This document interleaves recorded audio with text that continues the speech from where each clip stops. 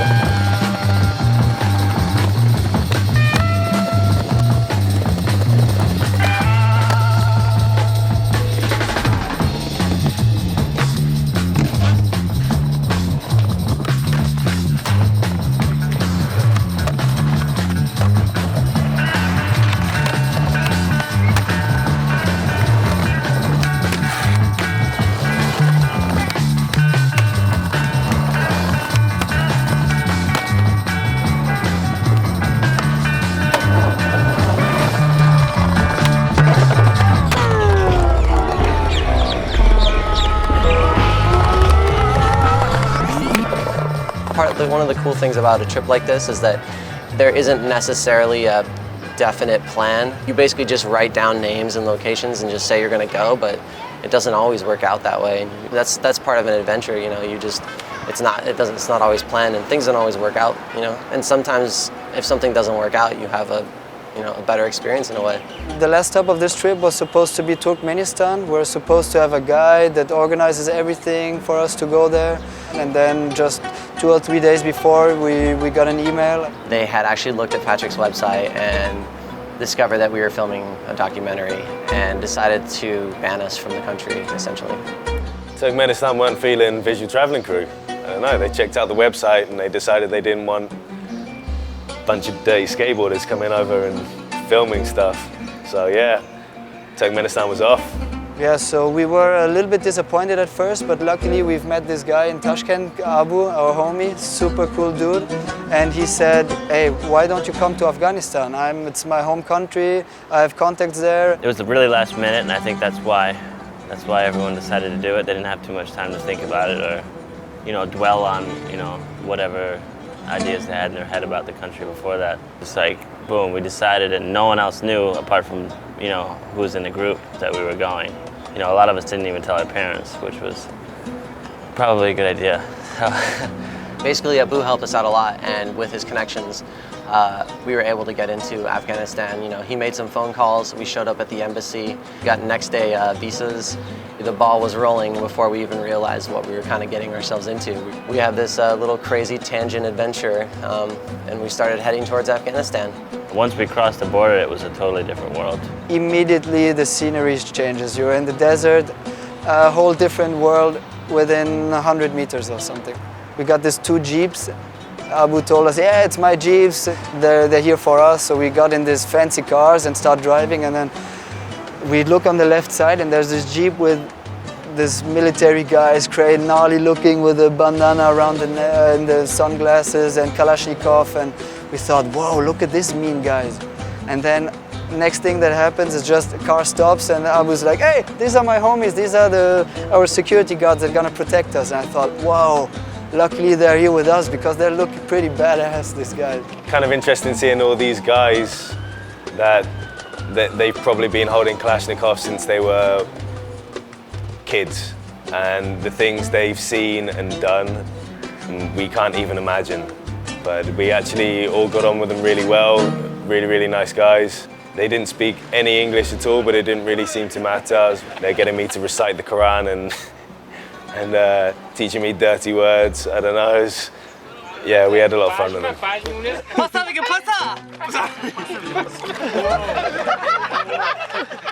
It was pretty incredible. I've never had the police actually on our side when we tried to skate spots. So yeah, we were really lucky that we had that opportunity. These guys, our bodyguards, were chauffeuring us all over the city, and we'd point to something and then, you know, they'd get out and secure the location and make sure no people were in our way. So it was like royal treatment for skateboarders. So after skating one of the spots we'd found, and a huge crowd had gathered, we found out later on that day that the governor had heard the news of us being in town from someone and wanted to meet us. So he had us summoned to his building for tea. And it was a little scary, to be honest, you know, because this guy had a history, you know, in the wars and everything, and he seemed like a pretty intimidating guy. We got invited by the highest official in the northern Afghanistan. Kenny was sitting in the same armchair where German defense minister was sitting not too long ago.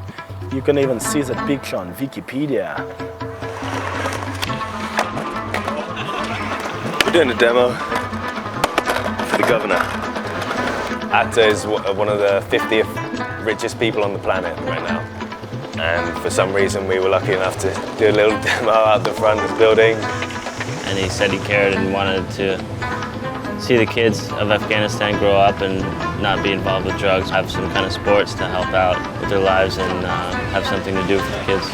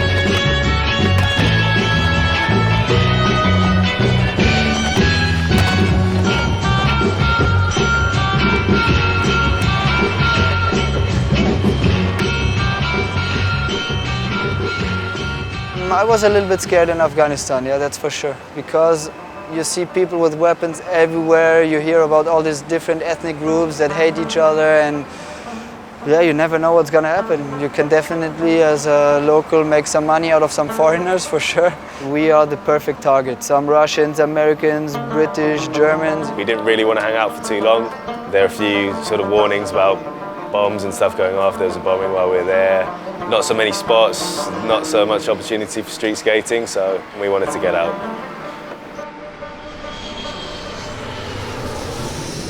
I didn't really know what to expect at all, to be honest, before the trips. I didn't really have any expectations. Kind of strange that almost everywhere we go, even these sort of unheard of countries, you might think no one's going to be skateboarding there.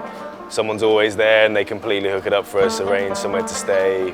They show us where to eat, they stop us from getting ripped off. So yeah, I think traveling these countries, if you didn't have guides, which we were lucky enough to have just because they're skateboarders, I think it'd be a complete nightmare. It would be hell. I don't think it'd be fun at all. You know, every country to the next had a little bit of a similarity, but if you go from Afghanistan and you look back to China, they're completely different places. It was like a gradual change from country to country, even with the languages and customs. You know, you realize that you're probably not going to see this again for the rest of your life, and it feels like every moment you're actually really there and you're appreciating it. The stands are unlike any other place in the world, to be honest. It really feels like you're in a different